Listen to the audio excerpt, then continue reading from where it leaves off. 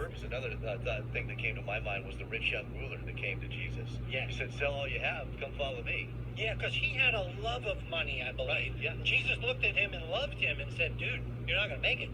You know why? You love money. The only way you're going to not love money is you're going to have to go through a portion where you have no money. Then you're going to trust me, and your faith is going to be elevated. You know, that actually, we went through that in my life. I told you we started a company with none of the advantages, and I told my wife, honey, this is financial suicide. But God confirmed it, and we walked through a 10-year financial faith walk. In that time, we got to see God's faithfulness, and we got to fully believe. And lots of things came out of that, including we started companies, and we pivoted. We took hard left turns and hard right turns because God was always chasing people in that, and growing me and growing her and growing everyone around us. He's usually doing thousands of things that we don't recognize. I don't know that we'll ever know them this side of heaven. Yeah, and I think even in heaven, we may not know them either. What can I say?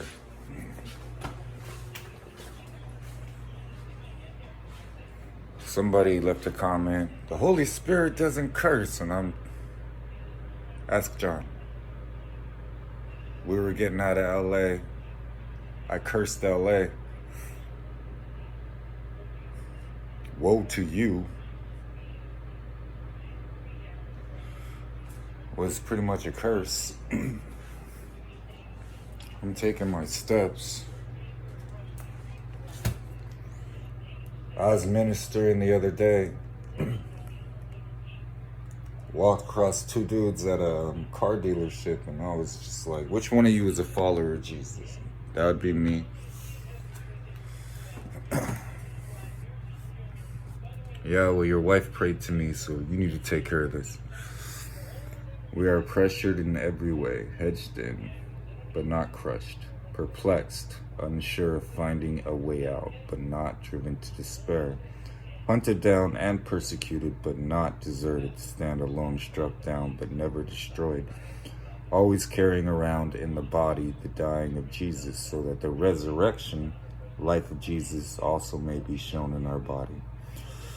For we who live are constantly experiencing the threat of being handed over to death for Jesus' sake, so that the resurrection life of Jesus also may be evident in our mortal body, which is subject to death. So physical death is actively at work in us, but spiritual life is actively at work in you.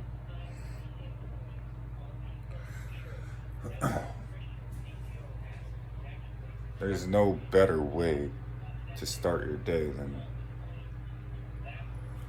Okay then. So I'm praying for my wife continually.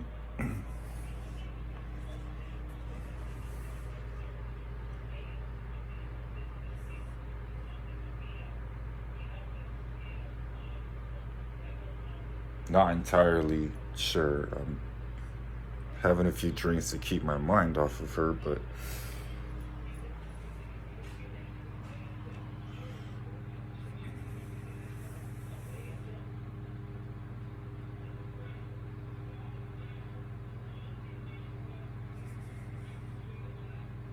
I'm also letting her know I'm thinking about you, but she's just as crazy as I am. So she was always like, I'm not Harley Quinn. You're as nuts as I am, woman. And you know it. So, I mean,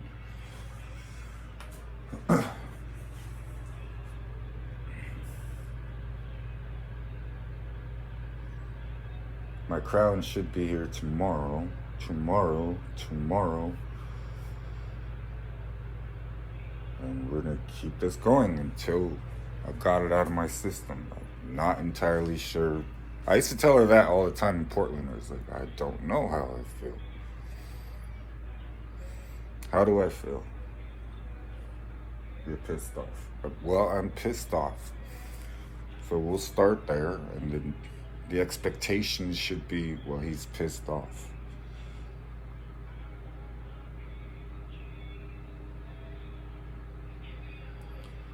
We're gonna start there, babe. I love you more than you know. That's a good message, right? We'll get into it more, but symbol of how much I love my wife. Am I still Jesus? Yeah, you're still Jesus. That's what happened in LA. John was telling his mom that I was Jesus, and she pulled a shotgun. So I'm pretty acclimated to things that can happen.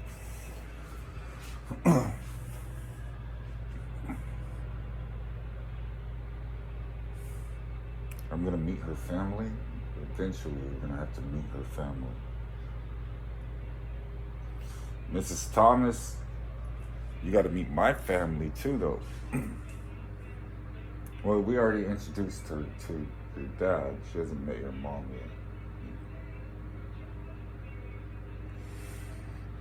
She's gonna meet Mother Mary. Like, that's a whole different.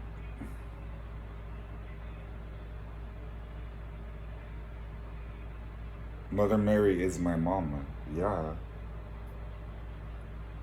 It's like nobody researched me or what happened with. You're gonna ramble if you don't stop. I love you, babe.